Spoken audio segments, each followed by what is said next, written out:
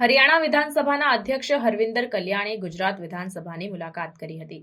ગુજરાત વિધાનસભાની મુલાકાતે આવેલા હરિયાણા વિધાનસભા અધ્યક્ષનું ગુજરાત વિધાનસભાના અધ્યક્ષ શંકરભાઈ ચૌધરીએ ઉષ્માભેર સ્વાગત કર્યું. શંકરભાઈ ચૌધરીએ ગુજરાત વિધાનસભાની કામગીરી તથા તેના નિયમો ઉપરાંત ધારાસભ્યોને અપાતી વ્યવસ્થા સુવિધા અંગે હરવિંદર કલ્યાણને વિગતો આપી હતી.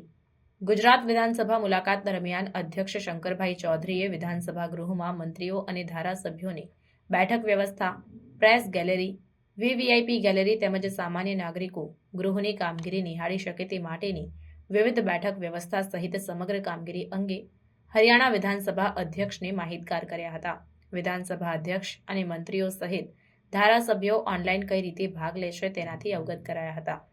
હરિયાણા વિધાનસભાના અધ્યક્ષ હરવિંદર કલ્યાણે ગુજરાત વિધાનસભાના NEVA સેવા કેન્દ્રની મુલાકાત કરી હતી, જેમાં તેમણે ગુજરાત વિધાનસભામાં ચાલતી પેપરલેસ કામગીરીની ઝીણવટભરી માહિતી મેળવી હતી.